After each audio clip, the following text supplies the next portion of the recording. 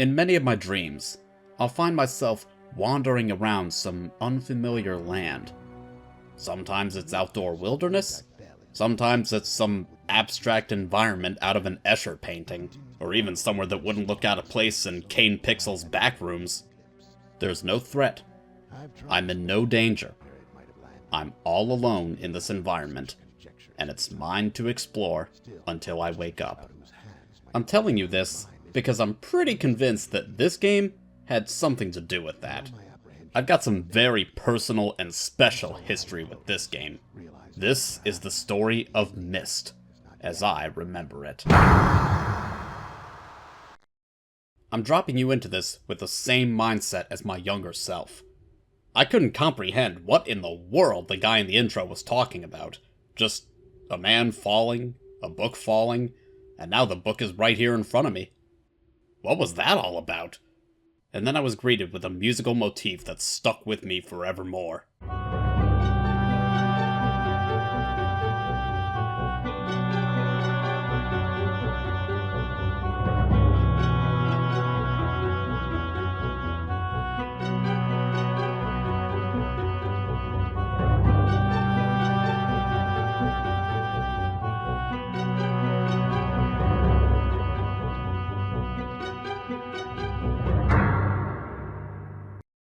As if witnessing that wasn't enough to pique anyone's interest, this happens.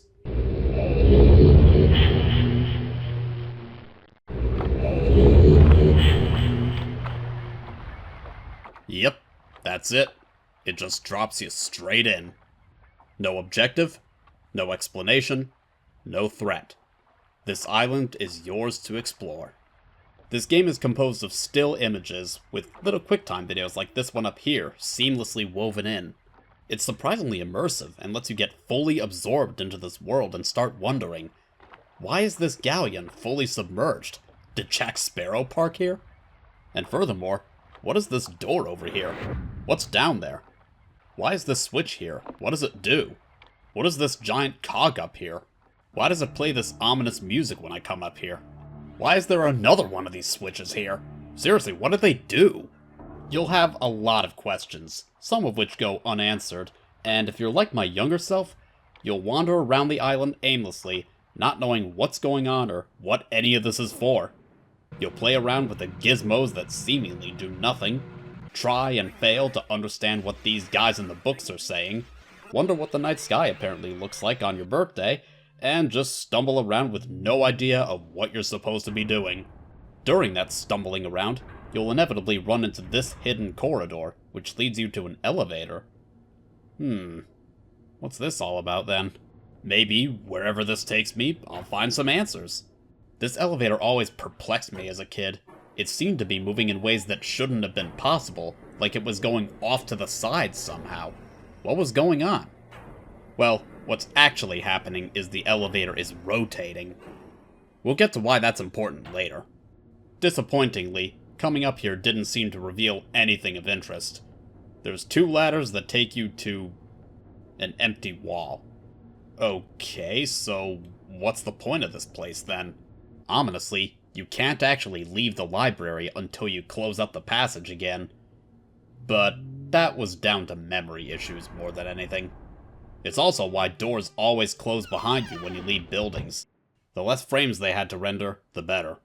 When I played this as a kid, for the longest time, I would just futz around with everything to see if something interesting would happen.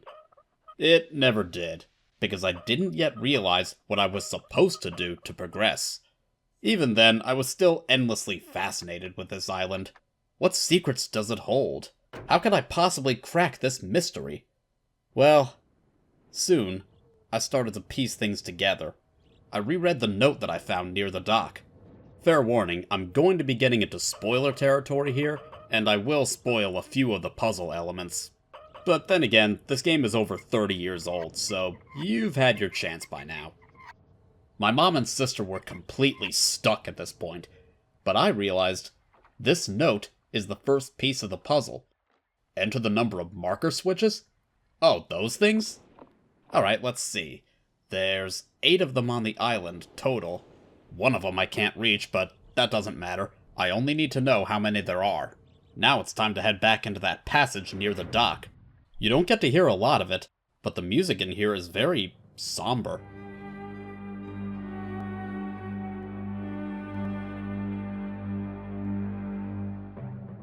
It abruptly cuts out when you arrive at a point of interest, and then restarts when you move away.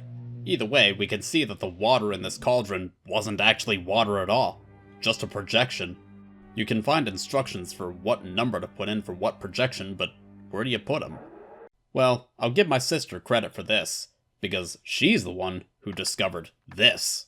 We tried brute forcing every number from 0 to 99, but never did it occur to us to push the button on the imager to see what happens once we enter a number.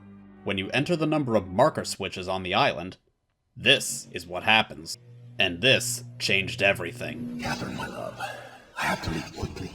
Something terrible has happened. This message to Catherine from her husband, Atrus, tells us what's going on this island. Most of the books in the library have been destroyed, and one of their sons is responsible. He doesn't know which one, but you can meet both of them, trapped in the red and blue books in the library. The few undamaged books have been moved for safekeeping, but crucially, he says this. If you've forgotten the access keys, remember the tower rotation. And there it is. Somehow, I actually figured out the tower rotation before finding this, but seeing this message confirmed I was on the right track. So how's the tower rotation work? Well, those marker switches light up points of interest on this map. This indicator will stop and turn red on 4 points of interest. Rotate the tower, head up the elevator, and the music has changed. So the tower's looking at those giant cogs, huh? Well, what's on the other wall? 240. The clock tower. But what are those 3 numbers? Must be important somehow. I went to the clock tower, and I input the time 2:40. Then, I hit the button. Ha ha ha ha! Now we're making progress. Inside the tower, we've got this neat little puzzle. And this is where those 3 numbers come in. This puzzle is deceptively simple and deceptively fiendish. But once I got it to match up with the numbers from the tower, I think it's time to go pay that giant cog a visit. Yep, that did something. Hidden inside that giant cog is one of the books Atrus was talking about. Much like the Myst book that brought you here, it'll take you to another world called an age. And this age is known as the Mechanical Age. Let's go!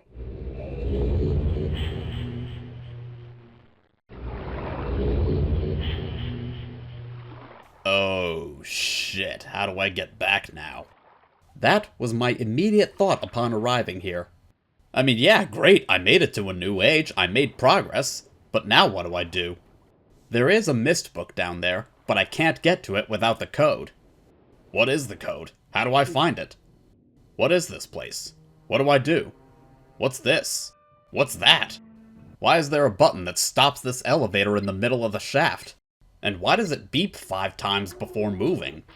I mean, when the elevator does finally move, there's nothing here.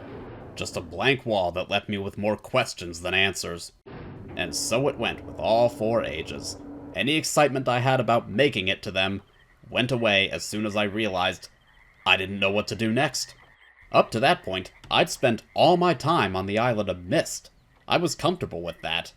I wasn't comfortable having that taken away from me with no easy way back except what I would often do, start the game over from the beginning. But that would only do so much because once I found another age, I'd be stuck there instead. And it's only exacerbated by how hard it is to navigate. Even now I keep getting turned around and going the wrong way. Sometimes I thought I'd soft-locked and had to restart the game, blissfully unaware that there's always a way to right your wrongs. Well, except the ending anyway. The tower will give you the clues you need to reach the Mechanical Age, Channelwood Age, Stoneship Age, and Selenitic Age. Some of the undamaged books will actually tell you a little bit more about those ages and Atrus' experience in them. Some of them even contain clues for how to advance in the puzzles.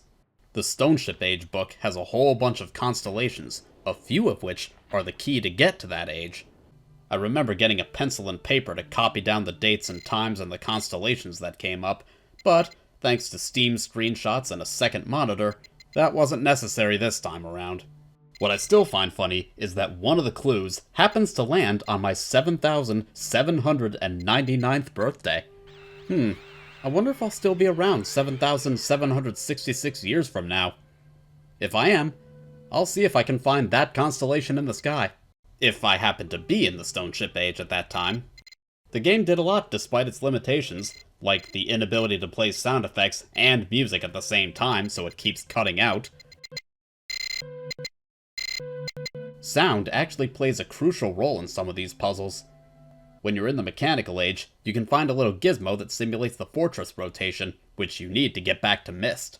I actually have a pretty good memory aid for it. Let me show you. Of course, this also means if you go to the Selenitic age before the mechanical age, you're in for a nasty surprise. The ride to the Myst book is entirely based on those same sound cues. If you don't know the cues, enjoy the trial and error gameplay. Not that it mattered to me back then, because I never even made it far enough to experience that. But that wasn't going to be pleasant to figure out. So that was my experience as a kid. Play a while, gain access to a new world, wander around aimlessly, then give up and play something else. It kept me entertained, but I always wanted closure. Well, years later, I would finally get that closure by looking up a walkthrough. Would I have been able to figure out the puzzles on my own? I don't think my younger self had the attention span for that, or the deductive reasoning skills required for these puzzles. So what's the story here? Well, to get answers, you need to visit these ages to find the pages for Cirrus and Akinar's books. They know something happened, and both accuse the other of being the culprit. You can tell a lot about these guys from the decor of their rooms in these ages. Cirrus is all about his regal motif, almost like he wants to be the god king of these ages. Achenar leans more medieval and sadistic. Certainly matches up with their personalities when they talk to you from their books. Cirrus comes off as a sleazeball. You will see that I am innocent, and he is guilty. And Achenar is just nuts. You have observed his unbridled lust for riches! The Miller brothers put on quite a performance. So which one do you trust? Well, when you poke around the stone ship age, you find a torn half of instructions in Akinar's room. What could this be for? Something he doesn't want someone to know about? That's suspicious. And he's already crazy, so signs point to him. Even Atrus suspected him. But whoa, wait a minute. The other half is in Cirrus's room in the Channelwood age. And in that same age, you can find this recording that Cirrus left for Achenar. Remember, he is prepared. Take only one page, my dear brother. To really seal the deal, when you find all 4 pages for either book, both brothers have the same set of instructions. They tell you to find the same page in the same book, copy the pattern into the fireplace, and for the love of copy the pattern into the fireplace, and you'll find the last page for either book. And a green book that neither of them want you to touch, or else you'll get trapped too. Or so they say. The instructions and the green book are the only thing they agree on, so you know what? Well, well, well, what have we here? Hello. Who the devil are you? Don't come here to Dunny. Not yet. I have many questions for you, my friend. As you no doubt have for me. This is Atrus. And to make a long story short, both of his sons are bastards who killed the inhabitants of the mechanical, Channelwood, and Stoneship ages, and then trapped him in this age, known as Dunny. Then they got themselves trapped in the red and blue books that Atrus told them not to touch. Those books are traps, and if you help Cirrus or Achenar escape, you take their place, and they rip the pages out. What? I don't think they could have driven the point of how badly you fucked up any more than this. I hope you're in the books. Now you need to find that missing page and bring it back to Atrus. If you go to Dunny without the page, he gets comically but understandably upset at your stupidity. You didn't bring the page.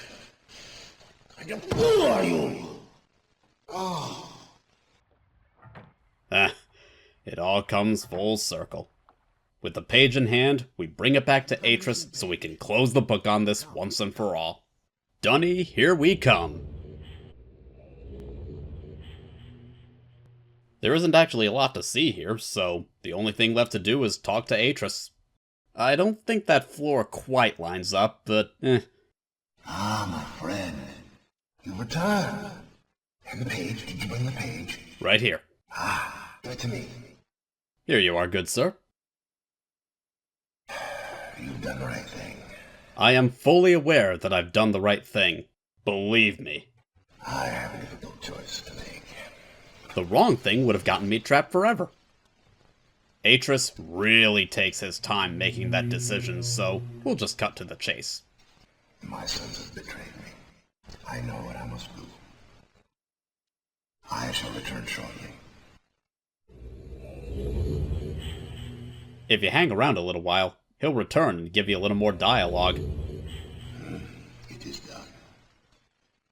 I have many questions for you, my friend. But my writing cannot wait. I guess we'll talk later then. I fear that my long delay may have already had a catastrophic impact on the world, in which my wife, Catherine, is now being held hostage. Ooh, a sequel hook. No. In reward, I'm sorry, but all I have to offer you is the library on the island of Myst, the books that are contained there. Feel free to explore at your leisure. I hope you find your explorations satisfying. So let me get this straight. My reward for helping you is free reign on the island of Myst and the 4 ages? Well, that just sounds awesome. Let's go. Good to be back. Now I can finally tell you guys all about... Oh, shit. They ain't coming back, are they? Well, let's talk about these ages. They're gorgeous. What more do you want me to say? It's a perfect blend of real and surreal. Orthodox and abstract. The only problem is navigation is tricky. Well, lucky for you, I've got a solution to that. This is real Myst. And I think I have a pretty good idea why it's not on the Steam store anymore. Now don't get me wrong, I adored this game when I found it. Myst, rendered in full 3D, and all the freedom of movement that entails, complete with a day and night cycle. This remake was done in good taste, and it even adds another little surprise that I'm not going to tell you about. Just know that it provides a missing link between Myst and the sequel Riven. But the controls are kinda cumbersome, it doesn't run super well on modern hardware, and don't act like you don't see that shimmering on the left edge of your screen. That is not a rendering error of the video you're watching. That happened at the source. Running this game in Windows XP compatibility mode can only do so much to help this game. And Cyan knew this game wasn't up to snuff anymore. In 2018, they pulled it from storefronts for the reason of no longer meeting our expectations of what the game was all about. That's delightfully vague. But I think I might have another explanation for why they did it. Let me show you. Now this is what I'm talking about. This game is absolutely beautiful. This isn't just a facelift. Movement feels better, the FOV isn't as restrictive, and it still captures the heart and soul of Myst. There are a few creative liberties, as there are in real Myst, but it's all done tastefully. Any changes they made only enhance the environment. I mean, look at that lighting. Look how the sun comes through the trees. And if you've read the logbook for the Stone Ship Age, you know exactly why this thunderstorm is such a big deal. They take full advantage of the engine by showing the game in a way you could only imagine in the original Myst. They also take advantage with plenty of quality of life changes, but, well, quality really is the word here. I'll pipe down for a minute and let you take in the atmosphere.